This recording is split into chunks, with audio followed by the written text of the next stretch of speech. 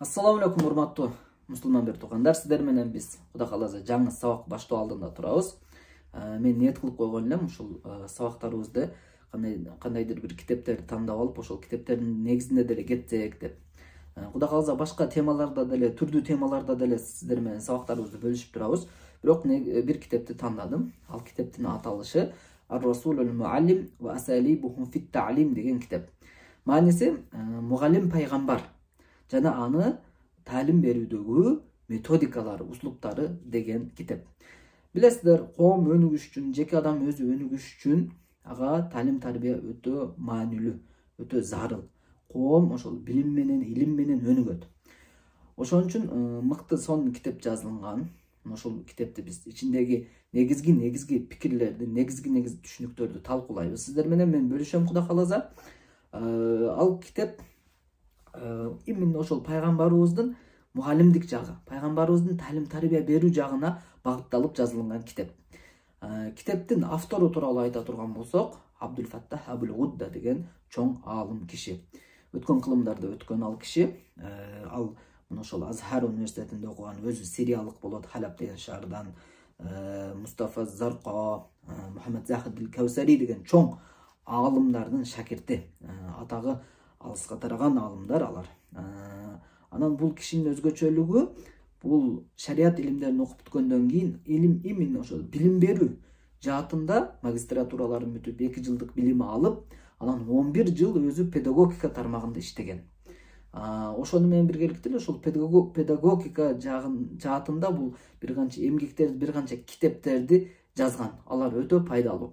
Мына ошолордун бири ошол Ар-Расулул Муаллим деген китепти биз сиздер менен биргеликте талкуулап окуйбуз. Ичиндеги негизги пикирлерди алып, сиздер менен кыскача айтып окуп кетебиз.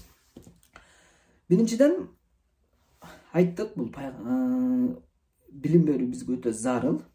Эми пайгамбарыбыз саллаллаху алейхи вассаламдын бул китепте биринчи мугалим болуп жиберилгендиги тууралуу сөз кылат. Биринчи темасы ушул пайгамбарыбыз саллаллаху алейхи вассаламдын мугалим болуп жиберилүүсү. Жанагы аяттан, хадистен далилдерди келтирет. Биринчиси пайгамбарыбыздын мугалим болуп жиберилүүсүнө далил бул Жум'a сүрөсүнүн 2-аяты. Аллах Таала айтат: "Хуаллази ба'аса фил уммiyina rasulan minhum yatlu alayhim ayati wa yuzakkihim wa yu'allimuhumul kitaba wal hikma wa in kanu min qabli lafi dalalin mubin." Жума сүрөсүнүн 2-аятында Аллах Таала айтат: Аллах субхану ва таала караңгы элдин ичинен бир элчи жөнөттү. Ал элчи аларга Аллах Тааланын аяттарын окуп берет. Жана аларды тазалайт. Жана аларга китеп, мындай айтканда, Кур'ан жана сүннөттү, даанышмандыкты үйрөтөт. Канчалык тигилер, жана караңгы коомдор буга чейин ачык адашууда болсо дагы деп аяттын мааниси шундай келет. Бул жерде айта турган нерсе, баса белгилей турган нерсе, Алла Таала ачык эле айтып атат, караңгы коомдон чыгарды деп атат да, караңгы коомго жөнөттү депчи. Чынында эле ошол учурдагы абалды, кырдаалды мындай эске алып карай турган болсок, Араб жарым аралычы. Араб жарым аралы бул өтө эле окушту, жазышты билгендер өтө эле аз, сабатсыздык өтө күчөгөн бир эл болгондо, ал жерде жашаган элчи. Бирок пайгамбарыбыз ошондой жерге жиберилди, и анан пайгамбарыбыз өзү деле окушту, жазышты билбейт эле. Бунун пайгамбарыбыз саллаллаху алейхи вассалам окуштун, жазышын билбегендиги тууралуу алымдар анын эмнеге ошондой болуп калгандыгын, хикматын, даанышмандыгын айтып мындай дешет. Анткени пайгамбарыбыз саллаллаху алейхи вассалам окушту, жазышты билгенде бул өзүнөн мурданкы жана Таврат, Инжил деген китептерди окуп туруп, ошолорго окшоштуруп бул айтып атат дейт эле да. Бирок пайгамбарыбыз саллаллаху алейхи вассалам окушту деле, жазышты билбей, бирок ошондой бардык араб акындарын таң калтырган, бардык даанышман, акылман билгичтерди таң калтырган Кур'анды айтып атты да пайгамбарыбыз. Пайгамбарыбызды баары тааныйт эле. Пайгамбарыбыз саллаллаху алейхи вассалам жөнөкөй эле үй бүлөдө жетим бойдон чоңойгон, эч кандай бир сапар деле кылбаган, эч бир жерге барып, эч бир адамдын колунан деле илим үйрөнбөгөн, жана окушту, жазышты деле билбеген адам болгон да. Ошондуктан анан Кур'ан түшүп атат пайгамбарыбызга. Эмнеге ошондой болду? Пайгамбарыбыз окушту, жазышты билбеди. Ошо пайгамбарыбыз айтып берип аткан Кур'ан ал өзүнөн эмес, балким Аллах Тааланын вахийси, аяны менен болуп аткандыгы үчүн мына ошондой бир нерсе болуусун Аллах Таала тандаган. Пайгамбарыбыз саллаллаху алейхи вассалам окушту, жазышты билбеген. Бул пайгамбарыбызга мындай айып эмес, кемчилик эмес. Балким мына ошол айтып аткан нерселери чыныгы Аллахтан экендигине далил да. Пайгамбарыбыздын милдети ушу болгон Аллахтын аяттарын, аяндарын бизге жеткизүү да.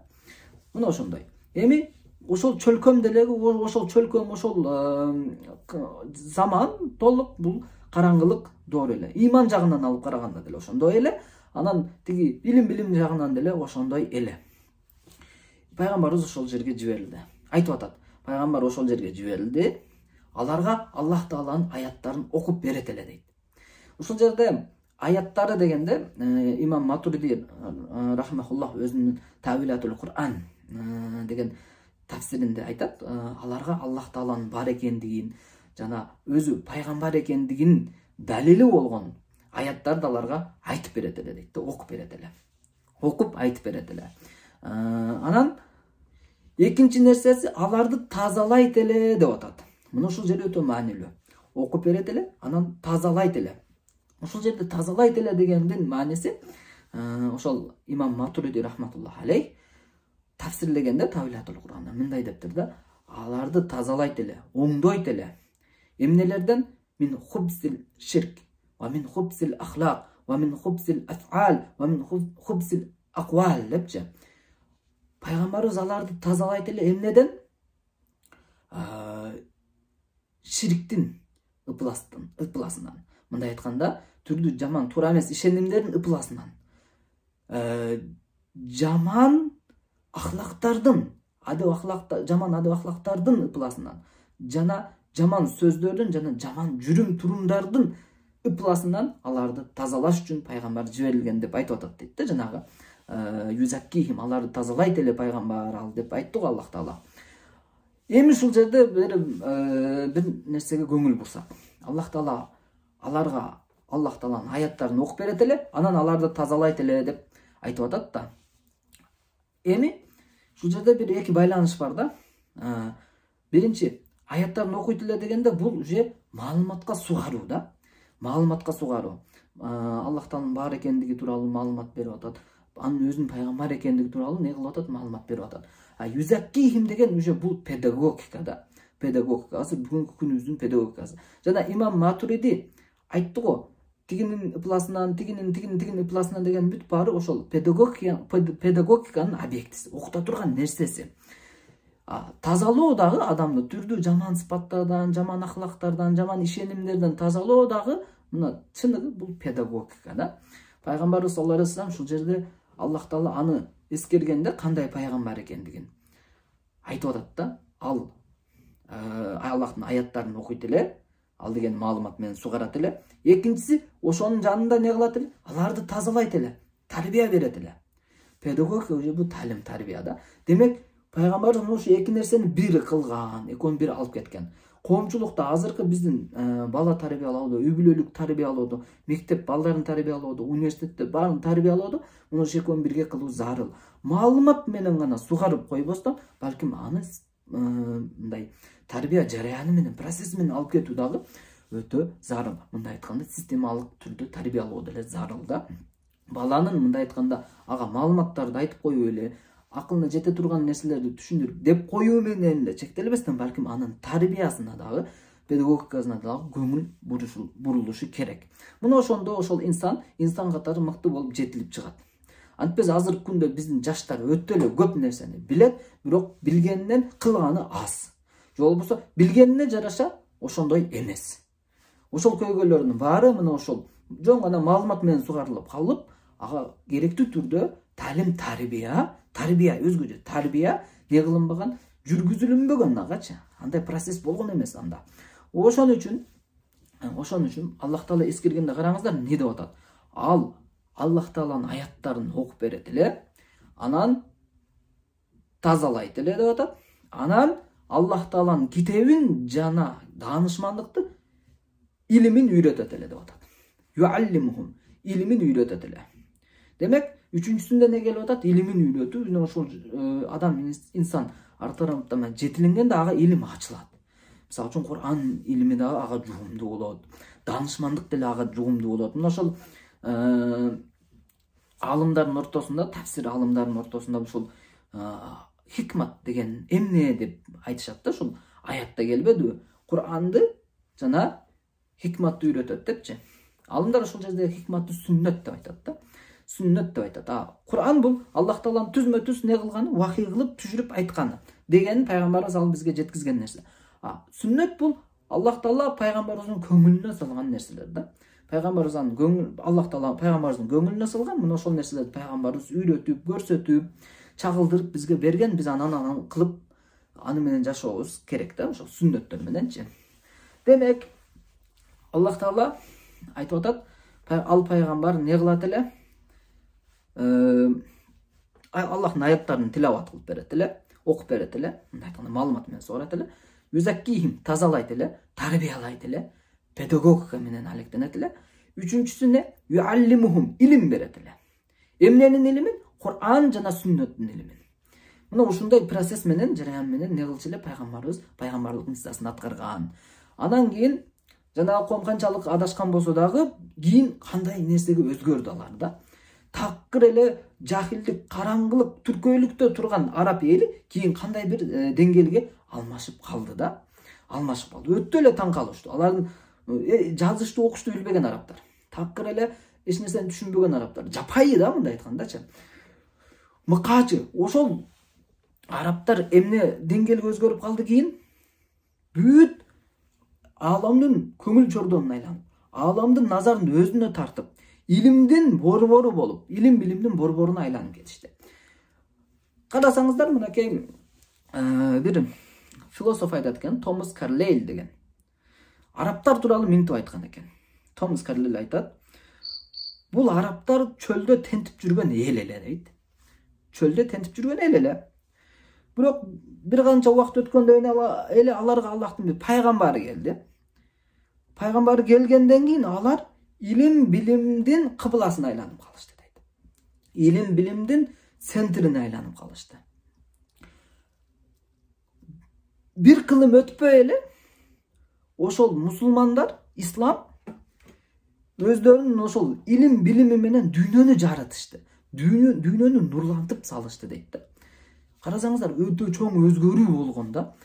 Пайгамбарыбыз келгенге чейинки араб коомунун абалы, анан бир кылым эле өтүп туруп пайгамбарыбыз саллаллаху алейхи вассалам келгенден кийинки абал, канчалаган Кур'анды башынан аягына чейин жаттап алган адамдар. Элестетиңиз, окуш ары турсун, жаттап алган Кур'анды 600 бет китепти бүтүр точкасына чейин жаттап алган толтура сахабалар болду. Анан кийин баардыгы илимдердин негизин куруп башташты. Канчалаган илимдер, мисалы үчүн социология илимин негиздөөчүсү бул Ибн Халдун. Ал мусулман аалымы болгон да. Анан кийин кандай гана илимдер болбосун, мусулмандар ушундай тездик менен ал нерсени окуп үйрөнүп кетишти. Анткени пайгамбарыбыз саллаллаху алейхи вассалам ошол 3 нерсени кылды да. Аларга Аллах Тааланын аяттарын окуду.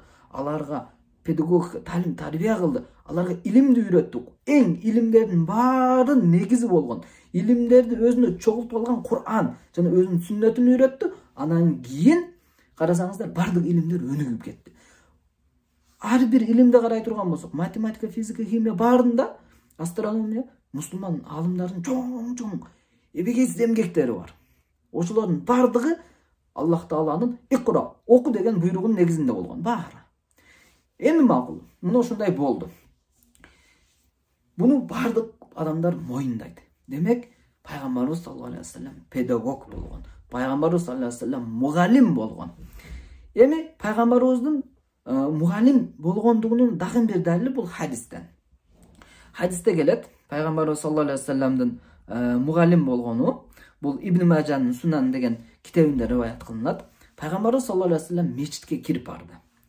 Мечитке кирип барса, бир канча адамдар Кур'ан окуп дуа кылышып атыптыр. Бир канча адамдар илим алып, илим үйрөтүп жатышыптыр.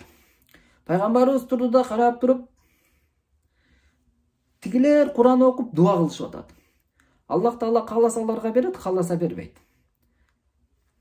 Тигилер илим алып, илим үйрөтүп жатышат.